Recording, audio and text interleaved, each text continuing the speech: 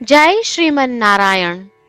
રામાનુજદાસ શ્રીમાન ગટ્ટુ વેણુગોપાલ સ્વામી દ્વારા વર્ણન કરેલ શ્રીમદ ભગવદ્ ગીતાનું ગુજરાતી ભાષાંતર હું આપને કહી રહી છું.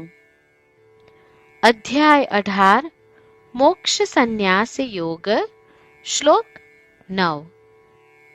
કાર્યમ ઇતિ એવ યત્કર્મ નિયતં ક્રિયતે અર્જુન સંગમ ત્યક્ત્વા ફલં ચૈવ સત્યાગઃ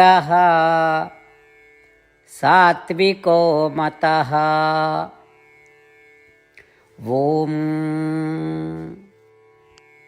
ગીતાચાર્ય શ્રી કૃષ્ણ પરમાત્મા અર્જુન સાથે આપણને બધાને મોક્ષ સંન્યાસ યોગ શીખવી રહ્યા છે.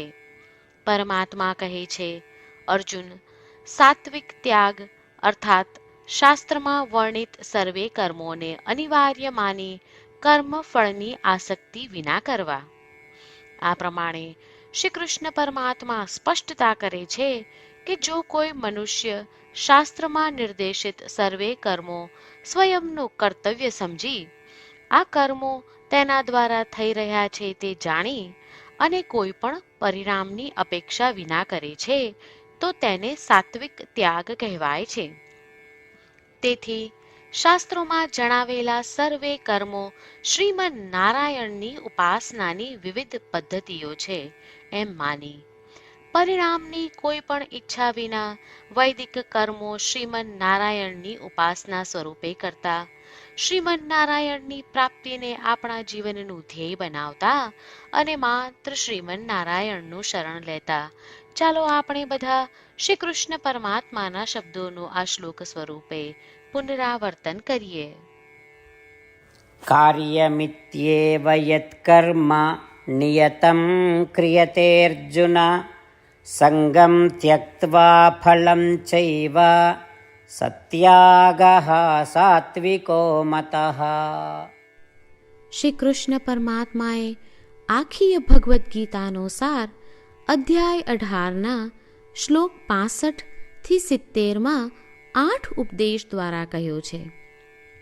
શ્રી કૃષ્ણ કહે છે, જે મારા આ 8 ઉપદેશ અનુસરે છે તે મને પ્રિય છે.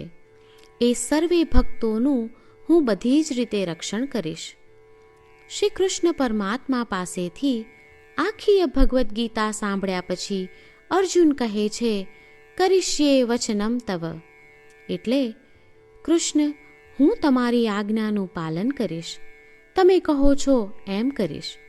અને આથી જ શ્રી કૃષ્ણએ દરેક પ્રકારના યશ અને વિજય અર્જુનને આપ્યા છે. તો ચાલો આપણે પણ પરમાત્માને 8 વાતો પાળવાનું વચન આપીએ. પરમાત્માને આપેલા વચનથી મોટી કોઈ પૂજા, તપ કે યજ્ઞ નથી. 8 પ્રતિજ્ઞાઓ જે આપણે લેવી જોઈએ તે હું હવે કહું છું. આપ સૌ પણ એનો મન અને હૃદયથી વિચાર કરો. આ રીતે શ્રી કૃષ્ણને વચન આપતી વખતે આપણે સૌ શ્રી કૃષ્ણની હસતી મુખમુદ્રાનો મનમાં વિચાર કરીએ અને પરમ આનંદનો અનુભવ કરીએ.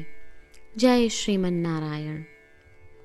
આપણા 8 વચનો આ પ્રમાણે છે. આપણું પહેલું વચન, હે શ્રીમન નારાયણ, તમારા ઉપદેશ પ્રમાણે હું હંમેશા તમારું ધ્યાન અને ચિંતન કરીશ. આપણું બીજું વચન, હે શ્રીમન નારાયણ, તમે કહ્યું છે તેમ હું સદાય તમારી ભક્ત રહીશ. આપણું ત્રીજું વચન, હે શ્રીમન નારાયણ, હું મારા કર્મો તમને સંતોષ થાય તેમ અને તમારી સેવા માટે કરીશ. આપણું ચોથું વચન, હે શ્રીમન નારાયણ, તમે અનુસરવા કહ્યું છે તેમ મને પૂર્ણ શ્રદ્ધા છે કે હું તમારી છું. હું સદાય મારા હાથ જોડી તમને નમસ્કાર કરીશ, તમારી ભક્તિ કરીશ. આપણું પાંચમું વચન, હે શ્રીમન નારાયણ, હું તમારા શબ્દો યાદ કરું છું. મામેકમ શરણમ વ્રજ. તમે તમારી શરણમાં આવવા કહ્યું છે. શ્રીમન્નારાયણ, હું માત્ર તમારા જ શરણમાં છું. આપણું છઠ્ઠું વચન. હે શ્રીમન્નારાયણ, આપે કહ્યું છે મા શુચ.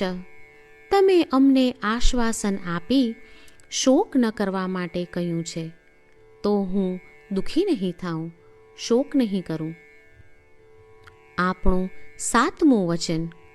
હે શ્રીમન્નારાયણ, અમારા કલ્યાણ અર્થે આપે શ્રીમદ્ ભગવદ્ ગીતા રૂપી આશીર્વાદ આપી અમારા સૌ પર કૃપા કરી છે, તો હું દરરોજ ઓછામાં ઓછો એક શ્લોક વાંચીશ અથવા સાંભળીશ એવો સંકલ્પ લઉં છું.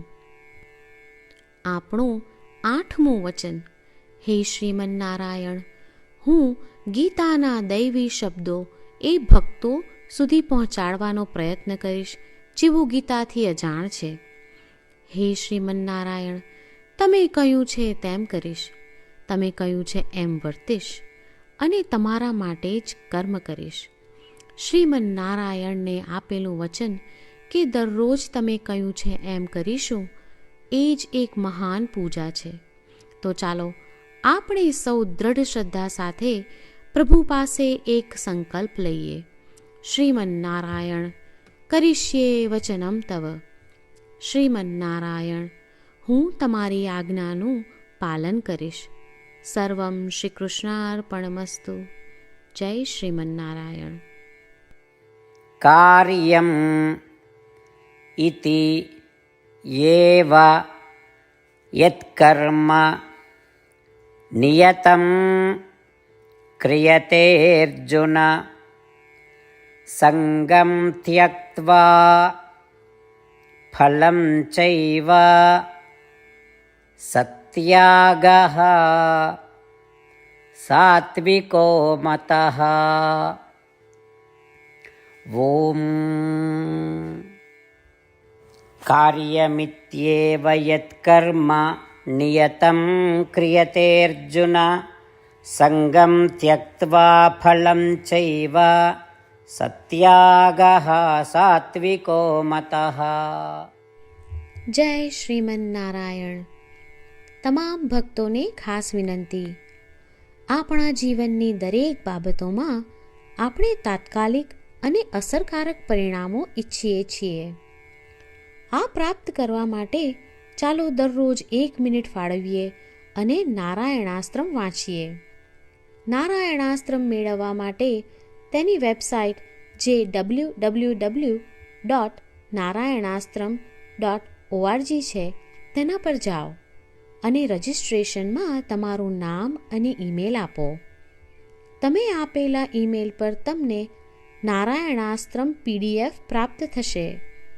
PDFમાં રામાયણનો 1 શ્લોક, ગીતાનો 1 શ્લોક અને એક વિષ્ણુ નામ છે. આ 3ને નારાયણાસ્ત્રમ કહેવામાં આવે છે. દરેક વ્યક્તિને આ શ્લોકોનું અલગ અલગ સંયોજન પ્રાપ્ત થાય છે. જ્યારે દરેક વ્યક્તિ 24,000 ભક્તો સાથે તેમના નારાયણાસ્ત્રમને દરરોજ વાંચે છે અથવા સાંભળે છે, ત્યારે સમગ્ર રામાયણનું 1 વાર પારાયણ, શ્રીમદ્ ભગવદ્ ગીતાનું 33 વાર પારાયણ અને વિષ્ણુ સહસ્ત્ર નામનું 24 વાર પારાયણ રોજ પૂર્ણ થાય છે. આ એક અદ્ભુત અને અસાધારણ પરિણામ છે.